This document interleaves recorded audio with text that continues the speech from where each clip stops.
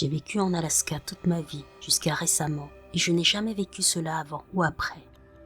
Je ne sais pas ce que j'ai vu, mais voici ma rencontre.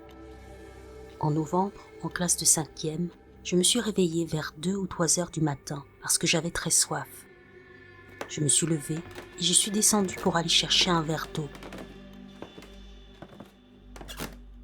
Après avoir bu l'eau, j'ai mis mon gobelet dans l'évier et j'ai commencé à marcher jusqu'au salon où se trouvaient les escaliers qui menaient à ma chambre. Au-dessus de ces 3 grandes fenêtres rectangulaires et dans cette fenêtre en demi-cercle qui touchait pratiquement le plafond, j'ai vu une silhouette humanoïde, mais seulement les épaules, le cou et la tête à l'envers, qui regardait dans le salon comme si elle était suspendue au toit, et j'ai établi un contact visuel avec cette chose. Il avait les yeux jaunes. Je n'avais jamais ressenti une telle peur de ma vie, et je ne l'ai toujours pas ressentie.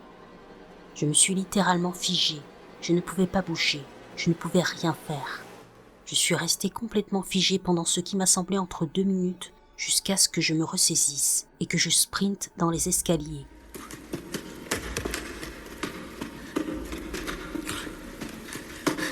Je l'ai dit immédiatement à mon frère aîné, qui bien sûr ne m'a pas cru et a passé l'éponge. Je ne sais vraiment pas ce que j'ai vu.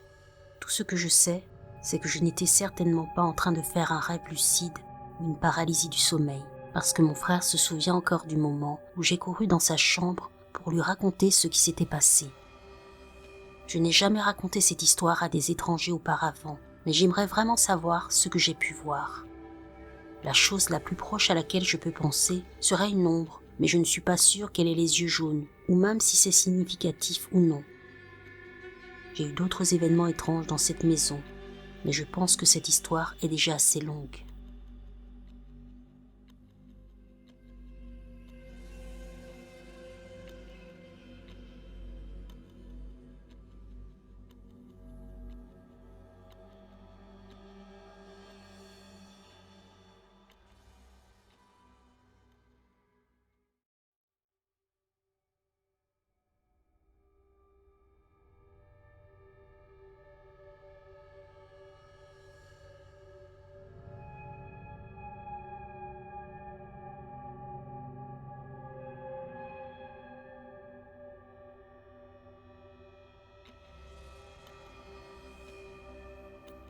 Bonjour, je réside dans l'Indiana, à environ 30 minutes d'Indianapolis. Tout cela s'est passé entre juin et septembre 2022. Je penche plutôt pour septembre, parce que je me souviens qu'il faisait froid, et que c'était l'une des dernières fois que nous pouvions aller là-bas cette année-là. Mes amis John et Kyle pêchaient dans une rivière du parc, et nous ont invités, moi et mon pote Cody, à pêcher avec eux vers 20h30. Nous n'étions pas très enthousiastes à l'idée de pêcher, et nous y sommes allés juste pour nous détendre, parce que nous nous entendions bien en général. Ils ont aussi mentionné en plaisantant qu'ils avaient entendu des mouvements autour d'eux, et Kyle a dit quelque chose du genre « Ne t'inquiète pas Sam, je vais m'en occuper à main nue ». Cela fait 2 ans, mais je suis sûre à 99% qu'il a dit quelque chose d'arrogant dans ce sens. Kyle est le genre de gars à dire ce genre de conneries. Nous l'avons tous pris à la légère, nous avons trouvé ça drôle, et nous avons fini par traîner autour du feu de camp pendant un certain temps. Vers 22h, nous étions tous prêts à rentrer à la maison à cause de la nuit tombée et de la mauvaise qualité de la pêche. Nous étions sur le point de faire nos valises. Ce parc possède un petit sentier au bout duquel se trouve un grand lac. J'ai pensé, avant de partir pour de bon, nous pourrions marcher jusqu'au lac et le voir, puis retourner aux voitures. Tout le monde a pensé que c'était une bonne idée, et nous allions commencer à marcher une fois les bagages faits. Ils avaient fini de ranger leurs affaires à 80% quand j'ai décidé de prendre un peu d'avance sur eux. J'ai donc marché environ 100 mètres jusqu'à ce que je voie une énorme chose blanche se déplacer du côté droit du sentier vers le côté gauche, assez loin. Honnêtement, ça m'a fait peur, mais je n'avais pas de lampe de poche, et en toute honnêteté, je me suis dit « Et ça m'a donné la chair de poule ». Mais c'était peut-être un cerf, et je suis peut-être tout simplement fou. Alors je suis revenu vers le groupe, et comme j'avais 2 ans de moins que John et Kyle, je n'ai pas voulu le mentionner pour ne pas me faire traiter de mauviette. Après qu'ils aient fini de faire leurs bagages, nous nous sommes tous préparés à marcher, et nous sommes allés un peu plus loin sur le sentier. C'est alors qu'avec une lampe de poche braquée sur le sentier, nous l'avons vu. Il marchait à quatre pattes. Il n'avait pas de fourrure, seulement une peau pâle. Il était mince et on pouvait voir sa colonne vertébrale dépasser de son dos comme on peut voir les côtes d'une personne mal nourrie. Il avait un cou court et un visage non identifiable. Il devait mesurer environ 1,50 m. Il marchait très vite d'un côté à l'autre et on le sentait vraiment maléfique. Quelque temps après, j'ai appelé Kyle pour lui demander de faire de son mieux pour me le décrire. La seule chose qui diffère dans son décryptage est qu'il se tenait sur deux jambes et qu'il était un peu plus grand. Après avoir appelé Kyle, j'ai appelé John et lui ai demandé de faire de même. Il a donné une description beaucoup plus détaillée. Il a dit que la créature marchait sur quatre jambes, mais elle s'est levée une fois et s'est tenue sur les deux jambes arrière. C'était un peu comme si les deux jambes avant étaient des bras sur lesquels elle pouvait aussi marcher. Il a dit que la créature était longue, que les articulations ne bougeaient pas. Ce dont je me souviens à 100% et avec quoi je suis d'accord, la peau avait l'air d'être étirée sur son corps au point qu'on pouvait voir les os. C'est comme quand on porte une chemise trop petite. Après l'avoir vu, nous sommes tous restés bouche bée, figés par la peur. Cody était derrière nous. Il n'a donc pas tout vu, mais il est tout à fait d'accord pour dire qu'il a vu quelque chose de blanc. Nous avons immédiatement fait demi-tour et sommes retournés à nos voitures. John et moi étions derrière, en train de regarder où nous l'avions vu. Kyle et Cody étaient devant et nous guidaient vers l'endroit où nous étions garés. Une fois que nous sommes sortis du sentier boisé, John a dit qu'il l'avait vu pendant une seconde en nous regardant partir, déclarant qu'il avait dû s'enfoncer dans les bois sur une 30aine de mètres et qu'il avait suivi notre rythme pendant que nous partions. Je me souviens d'être monté dans ma voiture, mort de peur. Nous avons tout de suite pensé que nous avions vu un skinwalker, mais après tout ce temps, je n'en suis plus si sûr. Nous voyons tous à 100% ce que nous avons vu, et après en avoir parlé à Cody, Kyle et John, nous savons ce qui s'est passé. J'habite à 6-7 minutes de l'endroit où nous avons aperçu cette créature, et je suis honnêtement terrifié à l'idée de la croiser à nouveau.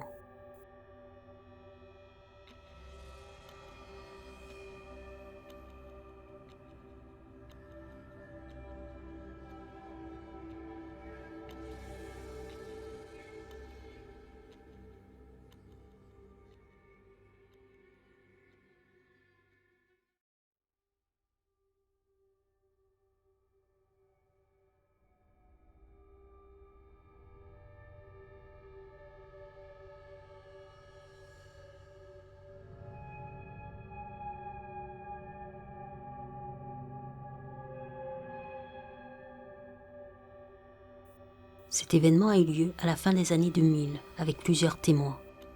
J'avais environ 11 ou 12 ans lorsque cela s'est produit, donc je suis un peu flou sur les détails étant donné que j'ai presque 30 ans maintenant, mais ce souvenir restera avec moi aussi longtemps que je vivrai. Tout est vrai et aussi précis que je m'en souvienne. C'était un samedi matin, mes parents étaient divorcés et mon père nous déposait, ma sœur et moi, chez notre mère après avoir passé quelques jours avec lui. Ce matin-là, rien ne sortait de l'ordinaire. Ma sœur et moi avons franchi la porte d'entrée et nous avons vu notre mère avec son petit ami de l'époque et sa meilleure amie en train de prendre le petit déjeuner dans la cuisine. Nous avons rangé nos affaires dans nos chambres et nous les avons rejoints. L'oncle du petit ami de ma mère était en visite ce matin-là. Nous étions tous à table lorsque celui-ci est entré en courant, pâle comme un fantôme. Il s'est tenu dans l'embrasure de la porte d'entrée sans dire un seul mot et nous étions tous inquiets. Tout ce qu'il a pu dire, c'est « Vous devriez sortir et regarder ce que j'ai trouvé ». Nous avons donc accepté. Nous sommes tous sortis et nous sommes allés vers le petit arbre qui se trouvait devant la maison. L'arbre était entouré par un autre allée, mais il était entouré d'une petite parcelle d'herbe. Ce carré d'herbe comportait une petite zone où rien ne poussait et notre attention s'est portée sur cet endroit particulier. Il venait de pleuvoir et le terrain était très boueux. Nous avons vu une empreinte de pas, ou plutôt de griffes. Nous avons mesuré l'empreinte et si je me souviens bien, elle mesurait au moins 15 cm de long, mais ce n'est pas ce qui nous a effrayés. Il y avait 3 marques de griffes très distinctes au sommet et une griffe profonde à l'arrière. Chaque griffe s'enfonçait de 5 à 6 cm dans le sol. En gros, une patte de poulet combinée à un pied humain. mais avec des griffes beaucoup plus grandes et beaucoup plus grosses. Nous étions perplexes, confus et carrément effrayés. Nous avons alors réalisé qu'il y avait une série de ces empreintes qui marchaient dans notre allée, sauf que ces autres empreintes étaient couvertes de sang. Peu importe ce que c'était, il marchait et laissait derrière lui une traînée d'empreintes sanglantes. Nous avons continué à les suivre jusqu'à ce que nous remarquions qu'elles s'arrêtaient au milieu de l'allée, probablement comme si la créature s'était envolée. Nous avons essayé de donner un sens à ce que nous avons vu dans notre jardin, mais nous ne pouvions pas comprendre ce dont nous avions été témoins. Le plus étrange, c'est que l'arbre et l'herbe sont morts peu de temps après. Aujourd'hui encore, nous n'arrivons pas à faire pousser quoi que ce soit dans ce petit coin de terre. Peut-être était-ce un énorme oiseau qui s'est posé dans notre jardin avec une proie dans ses serres. Mais pourquoi cela aurait-il provoqué la mort rapide de l'arbre et de l'herbe ? Mon beau-père est un jardinier professionnel et il a fait de nombreuses tentatives pour réparer cette parcelle de terre dans notre jardin, mais il a échoué à chaque fois.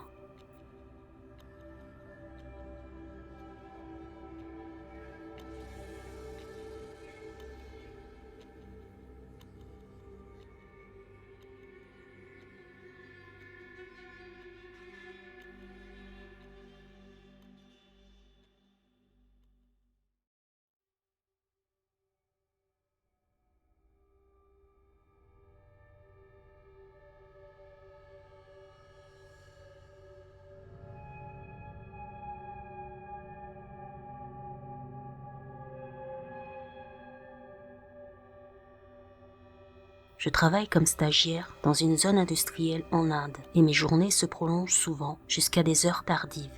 Hier soir, c'était l'une de ces nuits. Je quittais le bureau à vélo et il faisait déjà nuit, 1h30 du matin.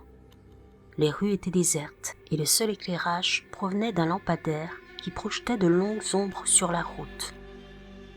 Alors que je naviguais dans le quartier, je n'arrivais pas à me débarrasser de ce sentiment étrange d'être observé.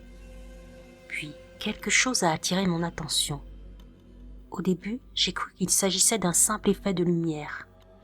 Mais en me rapprochant, j'ai réalisé qu'il s'agissait de quelque chose de tout à fait différent. Une silhouette sombre et menaçante tapie dans l'ombre entre les bâtiments. Mon cœur s'est mis à battre fort et j'ai ralenti, essayant de comprendre ce que je voyais.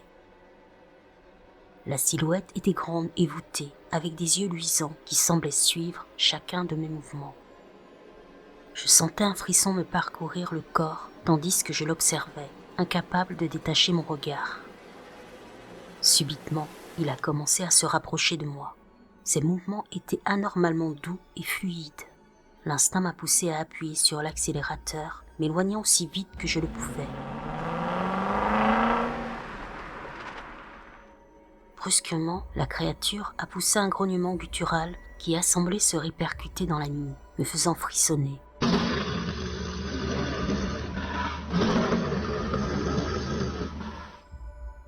Je n'ai pas osé me retourner avant d'avoir atteint la route principale. Lorsque je me suis enfin arrêté pour reprendre mon souffle, j'ai réalisé à quel point j'étais secoué. Qu'est-ce que je venais de rencontrer ? J'avais l'impression de sortir d'un film d'horreur, mais c'était trop réel. Je suis rentré chez moi aussi vite que j'ai pu, l'image de cette créature gravée dans mon esprit. Je sais que cela semble fou, mais je ne peux pas me défaire du sentiment que ce que j'ai vu la nuit dernière est quelque chose qui dépasse toute explication. Une véritable rencontre avec l'inconnu. Alors si vous vous retrouvez un jour à rouler dans ces rues désertes tard dans la nuit, gardez l'œil ouvert et l'esprit alerte, car on ne sait pas ce qui peut se cacher dans l'obscurité.